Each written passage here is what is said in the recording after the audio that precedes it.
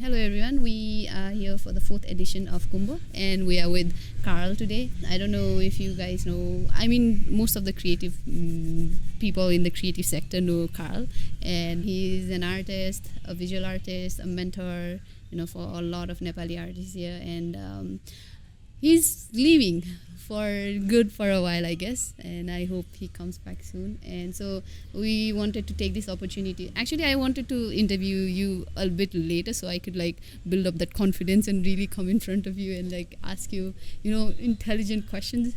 But I think it's already time to like ask those questions because he's leaving, and I didn't want to miss this opportunity. And Sudeep Dai was very insistent on like, you have to interview Karl, you have to interview Karl. So all right, I'll start with Karl. So thank you for giving us time. I know you are very busy right now, and like you said, you have a very small window right now. Like you have to keep on running. So I think I want to start with you as an artist yourself, and then move on to like you being in Nepal and you seeing whatever has happened in Nepal in the art sector. So when did all of this start for you? As like were you always into arts, or because you were in that space where there was a lot of art happening and then you started to gravitate towards that sector? No, I had always thought of myself as an artist, even at a young age. My grandmother was a painter, like hobby painter, but she was quite good painting pictures of Jesus and whatnot, and landscapes. She was a typical Portuguese grandma in the middle of California, from the old country, actually, from Portugal. So I guess she was the first one that showed me how to paint. Mm-hmm. And I was always an exceptional drawer, and when I got into high school, I was thought of as a prodigy. And so in a way, it kind of screwed my education up too, because I didn't try very hard in other courses and other fields, because I had this idea that it was all going to work out because I'd be an artist anyway. So it was a bit of a curse and maybe a bit of an egotistical move on my part, but it was always in my mind and in my plan. That was the only thing I was ever going to be, really. I never really even in universities, I concentrated on art pretty much as what my future would be. And when I got out, I went to Pacific, it was called the Art Center of Design in Pasadena. Mm-hmm. Pretty well known. Yeah. It was more in design, but they also had fine arts. And I went there for a few semesters, mm-hmm. but I never really, in my mind, I didn't really care about graduation and all that either. I mean, grades and all that really wasn't what I was into. I was just more there because it had to be someplace at a young age, and also because the contact with the professors was always enriching. Yep. And I learned a lot. And then after that, I started working in the film industry, actually, and started designing, being an art director, also designing stage, I did a lot of music videos. Yeah. There's YouTube videos of my work behind Mick Jagger and the Rolling Stones. I read the whole list of people you have worked with, the Rolling Stones. Right, Oasis, Tupac Shakur, it goes on and on. Yeah. But I never really was happy about doing that. Mm-hmm. I always was just trying to make as much money as I could in a very fast way, so I could spend the time developing my art. Mm-hmm. I spent a lot of time in the library. And that's where I really got a lot of education. I mean, I went and got books on the Renaissance painters and formulas, and Da Vinci had a very interesting book on painting, which taught a lot to me, and also contemporary modern art. I used to come with maximum amount of books possible every time that I went to the library. Take one set of 20 and then take another back. They were huge, big books too. But that was really where I think most of my education came from. It was a chosen one thing led to another, and then I went to Europe. Mm-hmm. And in Europe, I started getting involved in more ephemeral art and performance art, and I learned a lot about the Fluxus movement and Joseph Beuys and people who were starting, the Buto in Japan, people who were starting to use their body for expression in a new way, kind of without. Actually, I at one point became disillusioned with the idea of making objects in general. Yeah. Thought the world was overloaded with objects and it was ridiculous to make more objects. It was passé, and that there had to be a different way of expressing. And plus, in France there was a big movement of street art. Not street art painting like you see, but les arts de la rue means theater, contemporary art, massive structures, all taking place in public space, moving through the city. This kind of new form of expression that the French government was supporting quite a bit, and now it's less and less because they were changing their politics, but it still exists. You have people like Trans Express and Royal Deluxe. I don't know if you have ever seen the giant elephant that walks, or the giants that they created that walk through the city and whatnot. And does it still happen now? Or? Yeah, mobiles with the opera singers, being suspended above the crowd and playing music. And it was quite moving when I saw that. It was the idea of giving back to the public at large, not necessarily the small public, the people who are usually coming to an exhibition or a museum or whatnot, but actually confronting the mass populace of, a mixture and everything, and having people come together because of art. It really became fascinating to me, and I got involved with an artist who started with the Fluxus movement and then went into pyrotechnician and fireworks, and from there we started going around the world doing big and small stuff. Yeah. Mixture of contemporary art with fireworks, with music, with dance, with, just fusion. I was, at a very young age, I started thinking about the possibilities of working in different styles and like mapping out like the boundary of an imagination. And I created a catchword called infinitism, which was the infinite number of possibilities that arise when you work in styles and you break the mold. And at first it was quite forced, and then finally I think now I'm ready to have a more natural approach. But when it came to the performance pieces, it was interesting. It was quite chaotic. Yeah, I've seen your works on your... Right. Yeah. That's what brought me here, actually. I was doing that work at that time, and we came here to do a piece at Coulamanche, and it was a big one, and it was with a DJ and Kumbha and Celil Souveni and Guku Theater also at the time. Tanzine Norbu, the painter, was involved too, with a big Tonka painting, huge Tonka painting. It was pretty wild, actually. Fireworks, a police came. They thought that there was an attack or something. They had no idea that we were going to do that, and there was a lot of people.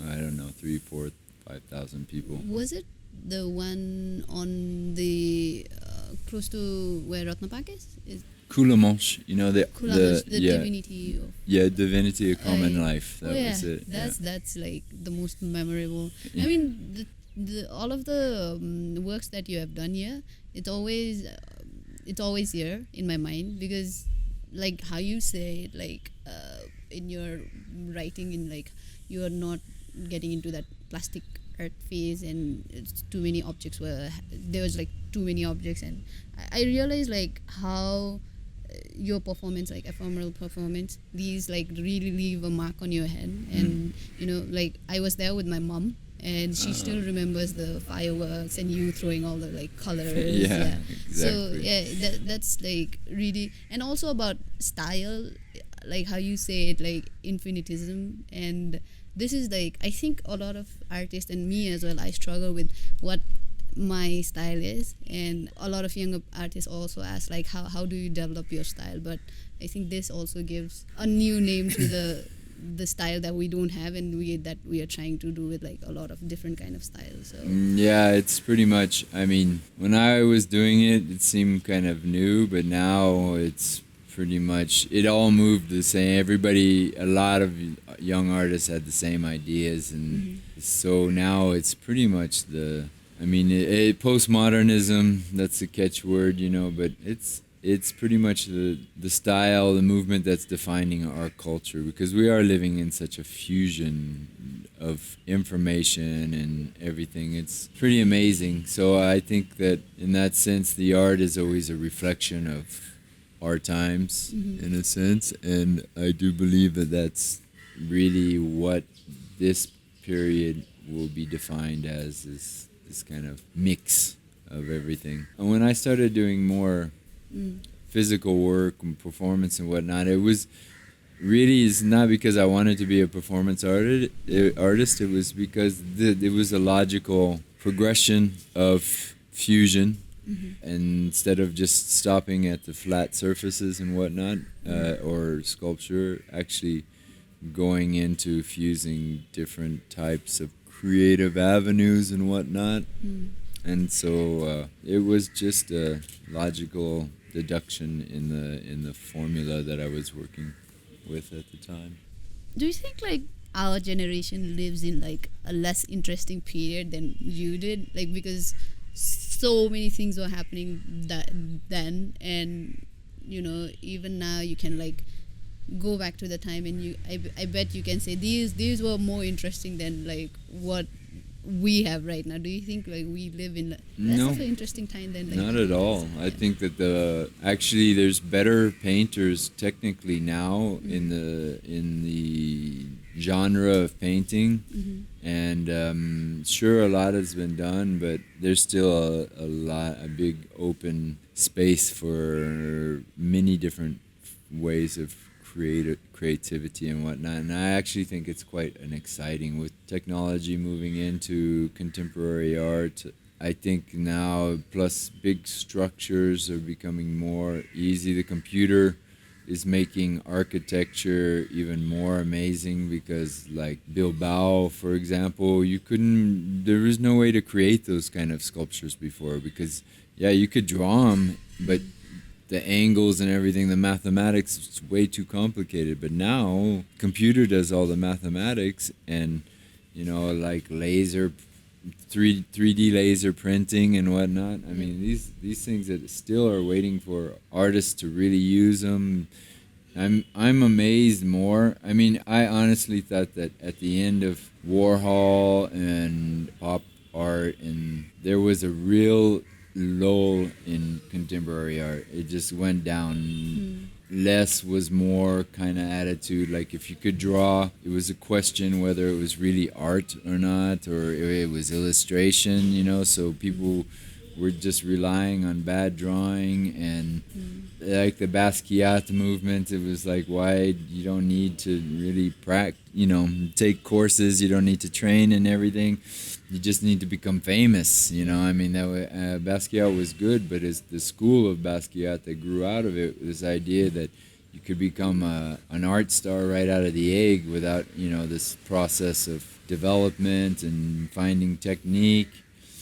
I found that it took art into the lowest period of history, actually, and it was really like starting to become really meaningless. And now a lot of it was urban art and graffiti, because graffiti was based in more of like Renaissance development, where you had to apprentice yourself to a master, and you had to copy their styles for years, and then slowly you would pick up your own style. And so this was the opposite of, I mean, in the art schools and the Beaux-Arts, you had professors who didn't even know the difference between foundry and forge, at one point, because they were just making glass tubes, I mean, there was a real lack of technique, and nobody was teaching technique, it was all theory.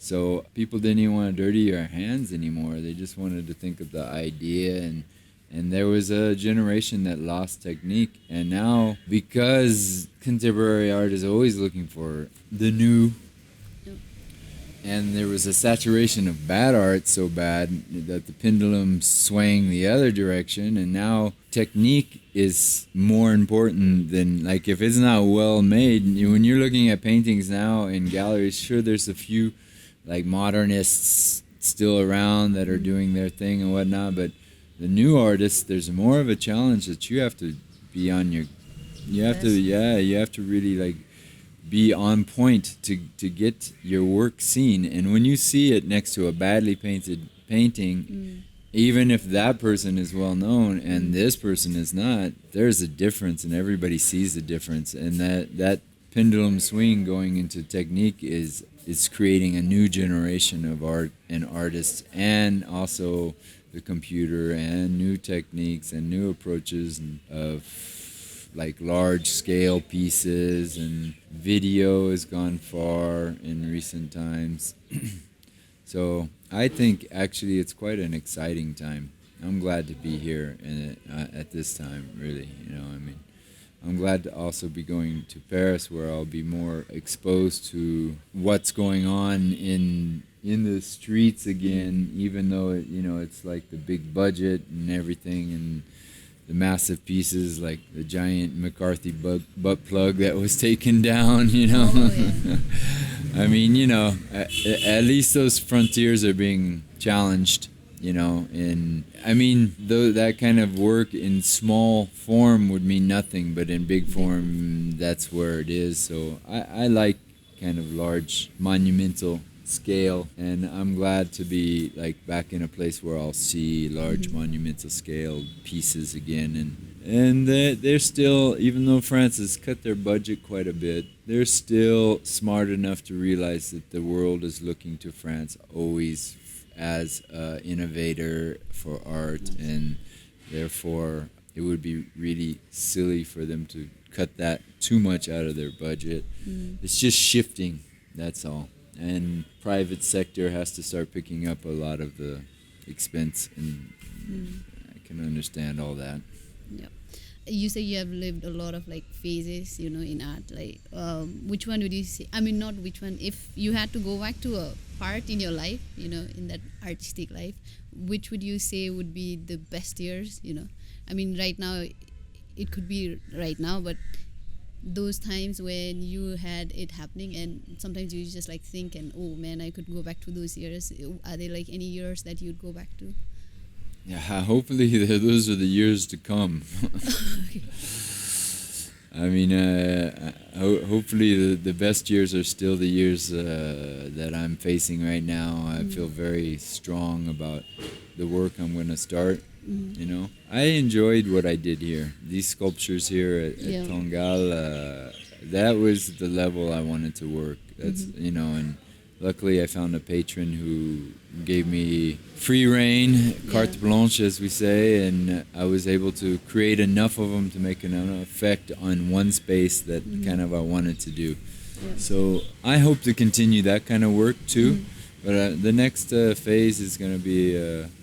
The next project I'm doing will be paintings, actually. So will that be in France? Yeah, I'll be doing graffiti portraits of famous painters, and then kind of in a classical style, but mixed still fusion. Then afterwards, they'll tag them with one gesture over the whole piece. I mean, my long, many thousands of gestures of painting will be complemented by one single gesture of somebody who's done it a million times, but that has it's also, there's a lot of conceptual play about defacing the portrait, what we say defacement of property, like graffiti is a defacement of property, defacing a classical portrait. Classical portrait is of a graffiti artist, and these people are legendary graffiti artists who I'll be working with, so I'm excited about that. That's an interesting project, and I'm sure that everybody will be very interested. It's a nice way to climb back into the machine and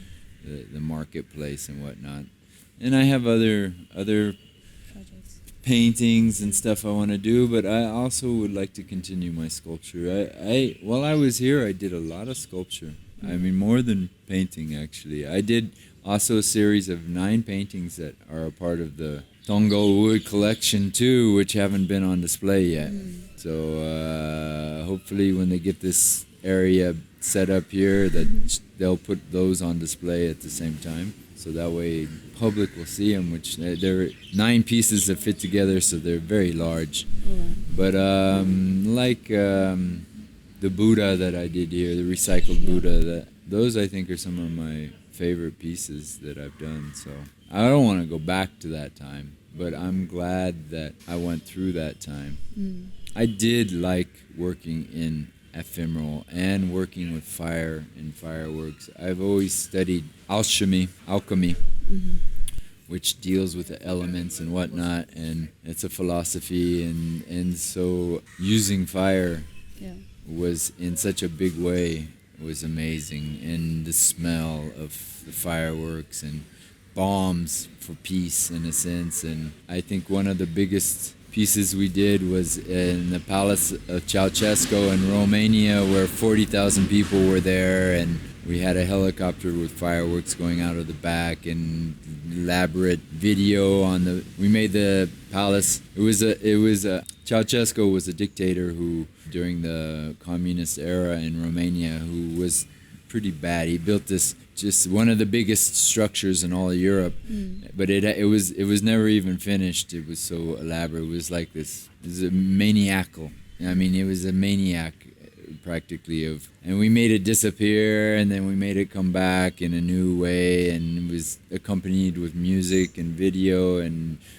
art, painting with light and whatnot. So working with the fireworks and everything, I really enjoy working like that. It's just that I think the art market is more valid and more viable as far as economy, my own personal economy is concerned. I mean, waiting for the next ephemeral project is always difficult because there's downtime, and if you don't have enough, then you're not really like paying your bills. And now I have a family adopted here, so now, and plus I feel strong about doing objects again. I feel strong about going back to basics and spending so much of my life making art objects and then stepping away from it. Now I'm more realistic, and also I still really feel that there's a lot to do with objects, even painting. You know, I really feel like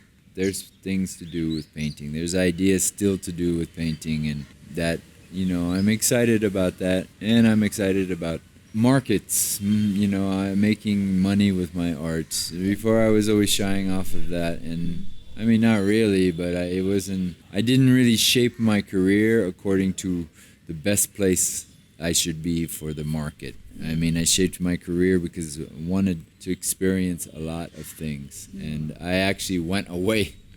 When I came to Kathmandu to live, my friends like John One, who's quite famous in Paris, a graffiti artist, top, you know, Prince of Paris now. Hey. So they, you know, they were like, "What are you going to do in Kathmandu?" And I went to his studio before I left, right before I left, and a gallerist came. And he was like, he's going to Kathmandu, you know, to work. And the gallerist looked at me. He was like, you know, there's no market in Kathmandu for art, right? And I was like, yeah, but that's not why I'm really going, you know. It's like, and it worked out quite nicely for me here. Yeah. I mean, I didn't know why I was coming really, but I understand now why I was here. So I mean, the 7 years that I spent here, I have things that I'm bringing back that nobody can really challenge me about. Like, I mean, my friend John was saying, "You're just gonna go there and open a restaurant like the rest of the people. Your career's over, pretty much, right?" And I was like, "No, that's not at all what I'm. You know, I'm doing this and that, and you know, there was a big question mark there in front of all that time, you know. But at the end of all that time." Nobody can really say that, you know, I didn't Yeah, did a lot, actually. I was here very active, and I'm very proud of what I did, and so I'm going back and very happy about, I'm sad about leaving. I'm happy what I did, and I know that when I come back, it'll be a really nice thing. When I do come back, it'll. In these 7 years, right? At the very beginning, you seem very active. I mean, the creative process. Like you were saying, like you took time to think about your ephemeral project and going back to objects. And when we were in the university, you're doing this project, right? You're just starting to sketch it out. And so was that like you taking time to really like think and not be in a hurry to get to another project? Was it like that? Because I No. felt like in the beginning you were like we were seeing a lot of works from you, and like then like slowly you're like taking your time and taking time to produce more work. I don't know. I don't think that's was any kind of conscious effort on my part. It was more like when I did start this project, it consumed. I stopped doing everything else, and the preparation for it was a long process, long drawn out process of sketches, approvals, mechanical drawings, architectural drawings, and in that sense, there was a big preparation, and even before the work was done, there was so much. It was so much involved in the foundations, the infrastructures of the pieces and everything. So, and plus, you didn't see me doing it, but the 9 paintings that I did, I was doing at that period too. So I was painting. I painted 9 paintings in a year's time, plus did all the other stuff. So it's true that in the public space, I wasn't there. No.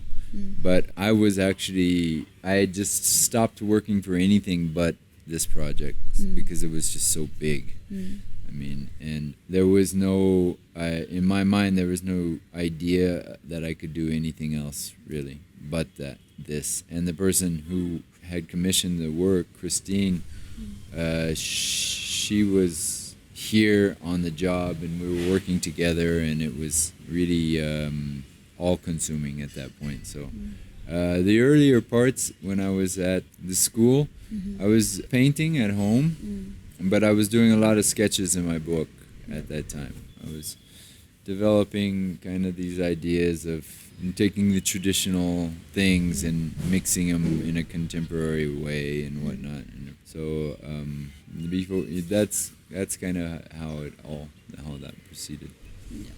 You've been here for like the past 7 years, and I think I'll move on to like questions from Nepal now. And in the contemporary art scene, what sort of changes have you seen, like from when you were here to now?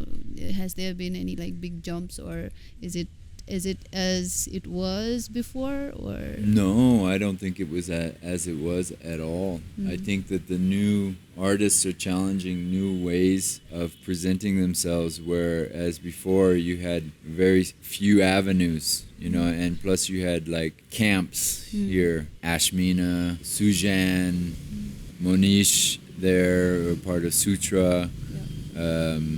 All those things were kind of like the only things in Sangita, of course. But now, I think with your class graduating, and I must admit that's probably what I had, the effect that I had more on the scene than anything is when like Aditya and Sudeep and Sharda and you two, and a little bit of the second hand of all that, sat down and asked me what could they do. They don't feel like they're in contact. They miss the fact that they don't have really a contemporary scene going on. And plus, with all those factions, it seems like here it's a small pie, and everybody's battling so much for the biggest pieces, in a sense that there tends to be like a fracturing of the scene. I mean, instead of everybody getting together, there's like it's broken. So you have the little camps, and they're doing their things, and they don't ever really, they're interesting in themselves, but they don't have the impact as if everybody would be together and do something. And I think maybe what Sangeeta was trying to do with her festival, art festival, was that, even our discussions, we know that this is a problem here, is this competition between heads of different organizations here. So when they asked me what they could do, I told them, look, go in the street, and you have an open canvas here. Nobody is doing anything. You'll be the first ones doing it. I was like, like New York, just do it. And they did Refuse, and it turned into a really beautiful thing that they did, and it got a nice write-up in the newspaper. And I think it opened up the avenue for Sanjeev and all the people who are involved to say, oh, maybe we don't have to wait for them, that we can actually create. I remember I was there for the opening night of that, and I remember Ashmina coming, and she was like, who's doing this? Where did this come from? How did all this happen? And everybody was just totally surprised, like, how did they do this? They did this on their own, because they didn't really do it. I didn't direct them. I told them to do it, and they did it. And so everybody was quite surprised that it just came out of nowhere, this thing. And I think after that, people started looking at it, like Nayantara started to hire people for doing stuff, and I did also, after that, I did Planet Nepal, which was another thing in the streets, and a big event. So I think, and that's when I used the lights and everything to light up Durbar Square.